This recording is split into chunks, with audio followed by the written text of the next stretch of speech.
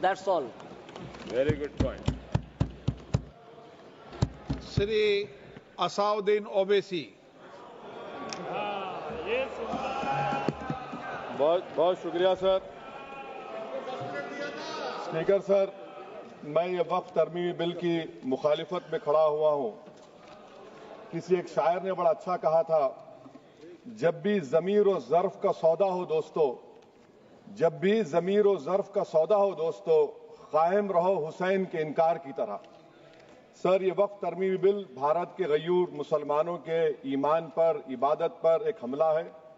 नरेंद्र मोदी की हुकूमत ने इस मुल्क की सबसे बड़ी अक़लियत के खिलाफ एक ऐलान जंग कर दिया, और ये जंग ना सिर्फ मेरे जिस्म पर है, बल्कि मेरी आज़ादी पर, मेरी समाजी और माशी मार्जिनलाइजेशन पर है, मेरी शहरियत पर है, मेरे मदरसे, मस्जिदों, खानखाहों और दरगाहों को निशाना बनाया जा रहा है। और ये हुकूमत सच्चाई को नहीं बयान कर रही है कि ये तरमीमी बिल से मुसलमानों का तहफ़्फ़ुज़, तरक्की और गुर्बत का खात्मा होगा। ये सरासर झूठ है। सर, अगर आप आइन के आर्टिकल 14 को देखेंगे तो उसमें लिखा हुआ है इक्वल प्रोटेक्शन। अब आप देख लीजिए सर कि हिंदू, सिख और जैन को और बौद्ध को उनके एंडोमेंट में तहफ़्फ़ुज़ मिलेगा, क्योंकि उनका एंडोमेंट बाय यूजर बरकरार है और उनका एडमिनिस्ट्रेशन उनके हाथ में होगा कि गैर हिंदू या गैर उनके मजहब का आदमी दान भी दे सकता है उनके लिए, और एंडोमेंट बोर्ड का तहफ़्फ़ुज़ भी मिलेगा, क्योंकि उसके ऊपर ओवरराइडिंग क्लॉज अप्लाई नहीं होगा, लिमिटेशन का कानून उस पर अप्लाई नहीं होगा। उसके बरक्स ऑपोजिट आप देख लीजिए, मुस्लिम वक्फ को वक्फ बाय यूजर निकाल दिया गया। एक मुस्लिम वक्फ की जायदाद पर कब्जा होगा, लिमिटेशन लगेगा तो जो एनक्रोचर है, जो खाबिज है, वो रातों रात मालिक बन जाएगा और एक गैर मुस्लिम वक्फ बोर्ड को एडमिनिस्टर करेगा। ये आर्टिकल 14 के इक्वल प्रोटेक्शन का वायलेशन। अब आर्टिकल 14 में सर इक्वालिटी बिफोर लॉ भी है, और उसका कैसा वायलेशन हो रहा है कि कोई आर्बिट्ररी स्टेप नहीं ले सकता और कोई भी ऑफिशियल किसी भी तरीके से गलत आर्बिट्ररी फैसला नहीं लगा। यहां पर आप एक डेजिग्नेटेड ऑफिसर को रखकर वो फैसला लेगा कि ये जायदाद वक्फ की है, गवर्नमेंट की है। क्या ये प्रिंसिपल्स ऑफ नेचुरलिटी के खिलाफ नहीं है जिसका तकर्रुर एग्जीक्यूटिव करती है? ये हमारे theory of separation of powers, Bharat के आइन का बेसिक स्ट्रक्चर का हिस्सा है। क्या इसका वायलेशन नहीं है? सर, आर्टिकल 25 का वायलेशन कैसे है कि आप मुसलमानों से वक्फ बाय यूजर छीन रहे हैं और फिर आप कर्ब कर रहे हैं वक्फ वाल औलाद को, मगर वहीं पर दूसरे धर्म के मानने वालों को उनके मजहब पर चलने की पूरी इजाजत है। लफ्ज जो आर्टिकल 25 में इस्तेमाल हुआ सर, वो इक्वली एंटाइटल्ड, यहां पर मुसलमानों के इक्वल एंटाइटल्ड नहीं हो रहा। अभी हम गृह मंत्री का, वजीर दाखिला का यहां पर उनका हमने तकरीर सुनी, यहां पर वो ये कहते हैं, वजीर दाखिला, शायद वो कटमुल्ला की जबान ना कह दें, वजीर दाखिला कहने पर वजीर दाखिला ने अपने बयान में कहा कि बोर्ड और काउंसिल जो होगा वो माने वक्फ इस्लाम से अलग है। सर, अगर ये बात सच है आपकी, तो फिर आपको यह कानून बनाने की जरूरत ही नहीं है। आप एक नॉन स्टैट्यूटरी बॉडी बना दीजिए। ये जो कानून बन रहा है ना सर, ये आर्टिकल 26 इसका सोर्स है, और आर्टिकल 26 जब इसका सोर्स है तो आर्टिकल 26 का ABCD क्या कहता है कि रिलीजियस डिनोमिनेशन को अपने मजहब के अफेयर्स खुद चलाना, मूवेबल इमूवेबल प्रॉपर्टी को लेना और एडमिनिस्टर करना। जब हिंदू धर्म को, बौद्ध धर्म को, सिखों को यह राइट दिया गया है, तो आप कैसे मुसलमानों से छीन रहे हैं? तो ये आर्टिकल 26 का ग्रेव वायलेशन है। तो सर, अब वक्फ बाय यूजर का मामला देखिए, मिनिस्टर साहब ने कहा कि एंक्रोचमेंट हो रहा है, 17,000 एंक्रोचमेंट हुए हैं। तो यही नरेंद्र मोदी की हुकूमत ने 2014 में उस वक्त के मंत्री ने एक Waqf properties eviction of unauthorised occupants bill को इंट्रोड्यूस किया। आपने विड्रॉ कर लिया 2024 में उसको। क्यों विड्रॉ किया सर आपने? जब आप मान रहे थे कि एंक्रोचमेंट हो रहा है तो आपने बिल को विड्रॉ कर लिया। अच्छा सर, अब वक्फ बाय यूजर को आपने निकाल दिया, माने कंडीशन क्या लगाए कि अगर उसमें डिस्प्यूट होगा और गवर्नमेंट प्रॉपर्टी होगी। सर, डिस्प्यूट तो है। मिसाल के तौर पर मोहिबुल्लाह साहब जिस मस्जिद के इमाम हैं, पार्लियामेंट के सामने मस्जिद है सर, 123 प्रॉपर्टीज में मस्जिद है, डिस्प्यूट चल रहा है।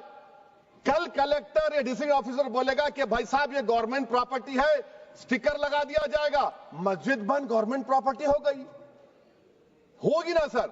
अब ये बताइए, आप जब से यहां पर पूरे बीजेपी रूलिंग पार्टी हमको ज्ञान दे रहे हैं कुछ नहीं होगा, कुछ नहीं होगा, मैं दलील के साथ बता रहा हूं आपको। ये मस्जिद दिल्ली गवर्नमेंट बोलती हमारी है, वक्फ दिल्ली वक्फ बोलता हमारी है, तो सर वक्फ बाय यूजर, अगर मैं अपनी गवर्नमेंट के खिलाफ वक्फ बोर्ड वक्फ बाय यूजर इस्तेमाल नहीं करेगा तो क्या है सर? अच्छा, ये अमेंडमेंट जब हो जाएगा तो मुझे कहने दीजिए सर, सिर्फ प्राचीन मंदिरों की हिफाजत होगी, मस्जिदों की नहीं होगी। अब सर आप आ जाइए, अगर डिस्प्यूट मेरा एंशिएंट मॉन्यूमेंट से वक्फ का, एक मिसाल दे रहा हूं, दिल्ली में 172 वक्फ प्रॉपर्टीज एएसआई कंट्रोल में है, मैं तो हार ही गया वो, क्योंकि मेरे पास डॉक्यूमेंट नहीं है। आप कह रहे हैं कि डॉक्यूमेंट चढ़ाओ, अगर मेरा गवर्नमेंट से डिस्प्यूट चल रहा है मैं तो क्लेम ही नहीं कर सकता, क्योंकि आप जज बनेंगे, आप ही फैसला करेंगे, और जब तक आप फैसला नहीं करते वो वक्फ की प्रॉपर्टी नहीं होगी। वो प्रोविजन डाल दिया आपने। अच्छा, अगर मेरा डिस्प्यूट एंक्रोचर से होगा सर, तो एंक्रोचर में तो आपने तो 107 को डिलीट कर दिया, आप रातों रात खाबिज को, एंक्रोचर को मालिक बना रहे हैं। सर मैं ये पूछना चाहता हूं आपके जरिए हुकूमत से, एक मुंबई में एक बहुत बड़े दौलतमंद है, खोजा बरादरी का यतीम खाना था, उन्होंने 2004 या 5 में 22 करोड़ में खरीद लिया। वो केस सुप्रीम कोर्ट में कि आप उनको मालिक बनाना चाहती है लिमिटेशन एक्ट अप्लाई करके, हमको बताइए, हम जानना चाह रहे हैं। और सच्चर कमेटी ने सर 2007 में कहा कि दिल्ली के 123 प्रॉपर्टीज की मार्केट वैल्यू 6000 करोड़ की। आज हम 2025 में आ गए, क्यों आप उन प्रॉपर्टीज के खिलाफ पड़े हुए?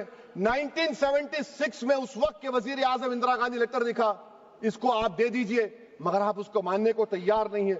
तो सर और एक जो झूठ फैलाया जा रहा है, management empowerment efficient development, sir this bill takes any management from the hands of Muslims, disempowers the waqf in comparison to any other stakeholder, takes away the efficiency of administration and hampers development. Waqf disempowerment in the name of efficiency, inefficiency is being created. The progress of development from pre-independence till today is sought to be destroyed. Sir अभी हमारे home minister साहब ने फजल पुकाया case का जिक्र किया। Sir मैं आपसे गुजारिश करूंगा कि होम मिनिस्टर जरा अच्छे लोगों को रखकर इंफॉर्मेशन ले। फजल पुकाया का ऑबिटर क्या है? इट इज ऑबिटर, वो रेशियो डिसेंडेंटाई नहीं है जो आपने कहा है। अच्छा सर, शेड्यूल ट्राइब के बारे में कहा, क्या शेड्यूल ट्राइब में मुसलमान नहीं होते? शेड्यूल कास्ट में नहीं होता मुसलमान, शेड्यूल ट्राइब में मुसलमान होता। तो क्या आर्टिकल 25 मेरा चला गया, आर्टिकल 26 चला गया, आर्टिकल 14 चला गया, 15 चला गया, 29 चला गया? लक्षद्वीप का एक मुसलमान एमपी है, क्या उसको राइट नहीं है क्योंकि ट्राइबल है? क्या कह रहे हैं आप? इस ऐवान को क्यों गुमराह कर रहे हैं आप शेड्यूल ट्राइब के नाम पर? सर और एक चीज जो आपको बता रहा हूं सर, अब आप जब आर्टिकल 26 से मेरा सोर्स है, तो आप सेंट्रल वक्फ काउंसिल में 22 में से 11 आप नॉन मुस्लिम को बना सकते हैं। रिलीजन न्यूट्रल आपने कह दिया, और आप बनाएंगे, क्यों बनाएंगे आप? स्टेट वक्फ बोर्ड में 7 नॉन मुस्लिम होंगे और 4 मुसलमान। क्यों होंगे? क्योंकि आप लॉ में 95 में डायरेक्ट मैनेजमेंट में ले सकते हैं 5 साल के लिए। आप वक्फ बाय यूजर को आप कलेक्टर डिस्ट्रिक्ट ऑफिसर बोलेगा ये वक्फ की प्रॉपर्टी नहीं है, तो वो वक्फ बोर्ड खामोश बैठ जाएगा, कुछ एक्शन ही नहीं लगा, क्योंकि वो आपके प्यादे हैं। अच्छा, जब आप नॉमिनेट करेंगे सर मैं मोदी गवर्नमेंट के खिलाफ नो कॉन्फिडेंस ला सकता हूं, मगर वक्फ बोर्ड का चेयरमैन जो नॉमिनेट होगा उसके खिलाफ नो कॉन्फिडेंस नहीं ला सकते, हम बिल्कुल नहीं ला सकते। क्या मजाक है बताइए आप? ये डेमोक्रेसी है। नॉमिनेट भी स्टेट गवर्नमेंट करेगी, वो अगर डिक्टेटर बन जाएगा जैसा आज भारत में हो रहा है तो वो भी नहीं हटेगा। कम से कम यहां पर तो इलेक्शन है, वहां पर तो आप 5 साल झेलते रहो उसको। अच्छा सर, अब ये जो क्लॉज 11 और क्लॉज 9 आप 16AA से देखिए, where the qualification of the members of the board has been limited only to 3 categories contained in 14(1)(c). Intention is very clear that the majority is to be packed with non-Muslims. So who will defend my interests, sir? If I cannot depend on the state waqf board, central waqf council, which are going to comprise non-Muslims, this in itself is a clear violation of Article 26, 14 and 15, sir. अच्छा sir, CO पहले 95 act में था कि word मुस्लिम, आपने गायब कर दिया उसको। अरे आखिर क्यों इतनी नफरत है आपके लफ्ज मुसलमान से? अच्छा फिर क्या कह रहे हैं आप कि ये भी आर्टिकल 26 का वायलेशन है। सब जितने हिंदू धर्म के प्रॉपर्टीज हैं, सिख धर्म के हैं, बौद्ध के हैं और आपके जैन के, वहां पर उन्हीं के मजहब का ऑफिसर होगा। और कहां पर नहीं होगा? वक्फ बोर्ड में। Waqf board is a pure religious institution, इसको समझने की जरूरत है। तो आप ये कर दे रहे हैं सर। अच्छा सर आप देखिए, अब आप आ जाइए ये ट्राइब्यूनल पर। मुझे समझ में नहीं आया सर कि हमारे होम मिनिस्टर वजीर दाखिला ने क्या कह दिया कि 2013 का जो कानून है वो नहीं बनता तो हम नहीं लेके आते। मैं बड़े अदब के साथ उनसे पूछना चाह रहा हूं कि क्या उस वक्त राजनाथ सिंह साहब, आडवाणी साहब, हमारी लेट सुषमा स्वराज, ये बड़े बड़े नेता यहां बैठे थे? आपने यूनानिमस उस कानून को पास करवा दिया। कीर्ति आजाद थे उस वक्त, अब यहां बैठे हैं वो टीएमसी में। तो क्या आप गलत थे या वो गलत थे? हमको बता दीजिए, आप बता दीजिए। क्योंकि अगर आडवाणी आपके लिए बहुत बड़ा नेता है, मेरे लिए नहीं हो सकते, आपके लिए आपने पद्मश्री दिया उनको। मोहतरमा सुषमा स्वराज की जबरदस्त तकारीर का मैं कायल हूं, वो बैठकर उस 2013 को यूनानिमस पास कर दिए। मुझे कंफ्यूजन है कि क्या अमित शाह, नरेंद्र मोदी बड़े हैं या आडवाणी बड़े हैं? आपके लिए आप तय कर लीजिए। अच्छा सर, आपके tribunal sir, railway Clements tribunal, NGT tribunal, income tax, वैसे 14-15 ट्राइब्यूनल है। हिंदू एंडोमेंट का ट्राइब्यूनल, सबका अपील नहीं होती, रिव्यू होता है। गृह मंत्री सरकार कह रही है कि नहीं रोक दिए, रोक लगा। कैसे रोक लगाते हैं? रिव्यू और अपील में तो फर्क होता है ना सर। आप ही कह रहे हैं कि पूरे कोर्ट्स में बैकलॉग है और आप अपील कर रहे हैं। अच्छा सर, रिटायर्ड डिस्ट्रिक्ट जज 95 में सिटिंग डिस्ट्रिक्ट जज था, जो एडमिनिस्ट्रेटिव कंट्रोल था सीजीआई साहब, उसको निकाल दिए। अच्छा सर, अब आप अभी हमारे मंत्री साहब ने कहा trust, sir Shri Sai Baba trust 2004, वो ये कहता है जो ऑफिसर उसमें काम करता उसको साई बाबा का डिवोटी होने चाहिए और उसको डिक्लेरेशन लिख के देना पड़ेगा। यहां पर हो रहा तो यहां पर क्यों नहीं हो रहा? अच्छा सर, आप फिर देख लीजिए, ये आपका हो गया सर। हाँ, अब अमित शाह साहब ने सेक्शन 2A के बारे में कहा और उन्होंने इस बात का इकरार कर लिया कि दाऊदी बोहरा के लिए यह बनाया गया है। मगर मैं आपके जरिए से गवर्नमेंट से पूछना चाह रहा हूं, आपने तो उस प्रोवाइजो में दाऊदी बोहरा का नाम ही नहीं लिखा। आपने उनको भी थैंक यू कर दिया, उनका नाम क्यों नहीं लिखा आपने? और सर, और गवर्नमेंट क्या कर रही है? आप मुस्लिम समाज में जो बेकार किस्म के लोग हैं उनको एक रास्ता बना रहे हैं, एग्जिट दिखा रहे हैं कि तुम्हें वक्त से बचना है तो तुम्हें ट्रस्ट बना लो। ये क्या कर रहे हैं सर आप? कम से कम उन दाऊदी बोहरा को आप दे देते। अच्छा sir, clause 3V section 36 clause 18 देख लीजिए। Oral Waqf, oral appointment has sought to be discontinued even though it is recognized practice in Islam. Muslim personal law has recognized oral waqf and 1937 Shariat Application Act. Sir आप clause 39 पर आ जाइए। 5 साल के लिए मुसलमान। मैं किरण रिजिजू से पूछना चाहता हूं, सर दाढ़ी रखे तो मुसलमान प्रैक्टिसिंग है या क्लीन शेव आपकी तरह है? तो बताइए हमको, प्रैक्टिसिंग क्या होगा? अच्छा, किसी को पकड़ के मॉब लिंच कर दिया और बोले कि JSR का नारा लगाया, और वो JSR का नारा लगाया तो क्या मुसलमान रहेगा? नहीं रहेगा। या फिर देश के प्रधानमंत्री ने कहा था कपड़े देखकर पहचानो, तो क्या कपड़े देखकर आप कह देंगे? अच्छा, अगर कोई क्रिश्चियन हिंदू धर्म कबूल करता है तो क्या वो मंदिर को नहीं दे सकता प्रॉपर्टी? फिर भारत के संविधान में आर्टिकल 300 क्यों है सर? राइट टू इक्वालिटी क्यों है? फ्रीडम ऑफ रिलीजन क्यों है? 5 साल कहां से लाएंगे? अच्छा सर, और एक चीज सर, और एक चीज मैं आपको बोल के खत्म कर दूंगा सर। इस बिल में वक्फ औलाद का सर, इसमें आप देखिए clause 432, the creation of waqf al-awlad shall not result in denial of inherent rights to heirs, including women heirs or the waqif or any other right of person. Sir, ये article 25 का violation है, शरीयत application act 37 का violation, article 300A का violation है।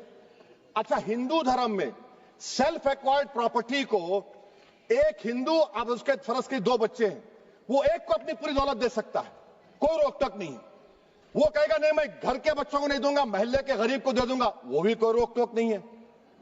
वहां पर आपको बच्चों की फिक्र नहीं है। जब मैं अपनी प्रॉपर्टी को अल्लाह को मालिक बनाकर दे रहा हूं, आप कह रहे बच्चियों की फिक्र नहीं है। इतनी मोहब्बत आप बिल्किस बानो से दिखा देते तो आपके लिए दुआएं देती आपके लिए। तो सर आप दूसरी बात आप देख लीजिए सर, आखिरी बात कहकर मैं अपनी बात को मुकम्मल कर रहा हूं सर। नहीं मुकम्मल कर रहा हूं। स्पीकर साहब बहुत टाइम दे दिए। सर आप देखिए, इसमें अमित शाह साहब बोले कि इतनी प्रॉपर्टीज का कब्जा हुआ, चोरी हुई, ये हुआ। सर क्लास 2652A सेक्शन, अगर कोई प्रॉपर्टी बेचता है 2 साल की सजा थी, आपने क्या कर दिया, उसको 6 महीने कर दिया। नॉन बेलेबल था, आपने बेलेबल कर दिया। सेक्शन 40 की बात करते हैं। सेक्शन 40 में सर हमको जो ज्वाइंट वर्किंग कमेटी का जो नोट्स दिए, उसमें मिनिस्ट्री ऑफ माइनॉरिटी अफेयर्स ने कहा कि 30 साल में 515 केसेस सेक्शन 40 के और सिर्फ 8 लोग कोर्ट को गए। वक्फ यूजर का कानून तेलंगाना आंध्रा में है, सेक्शन 40 का कानून तमिलनाडु 63 है, आंध्र प्रदेश में 43 है। और सर आप डायरेक्शन दे रहे हैं। अच्छा क्लॉज 4218B देखिए सर, आप रूल बना रहे हैं, कोऑपरेटिव फेडरलिज्म के खिलाफ है, इतना रूल बना रहे हैं। और आखिर में सर मैं आपको बताना चाह रहा हूं स्पीकर साहब, ये बिल का मकसद सिर्फ मुसलमानों को जलील और रुस्वा करना है, मुसलमानों को दूसरे दर्जे का शहरी बनाने का इनका मकसद है। सर अगर आप हिस्ट्री को पढ़ेंगे तो महात्मा गांधी उस वक्त के व्हाइट अफ्रीका में सफेद फार्म अफ्रीका के कानून को महात्मा गांधी ने कहा था कि ये मेरा कॉन्शियंस इसको मानता नहीं, मैं इस कानून को कबूल नहीं करता हूं। तो महात्मा गांधी ने क्या किया, उन्होंने उस कानून को फाड़ दिया। तो मैं गांधी की तरह इस कानून को फाड़ता हूं। ये अनकॉन्स्टिट्यूशनल है सर।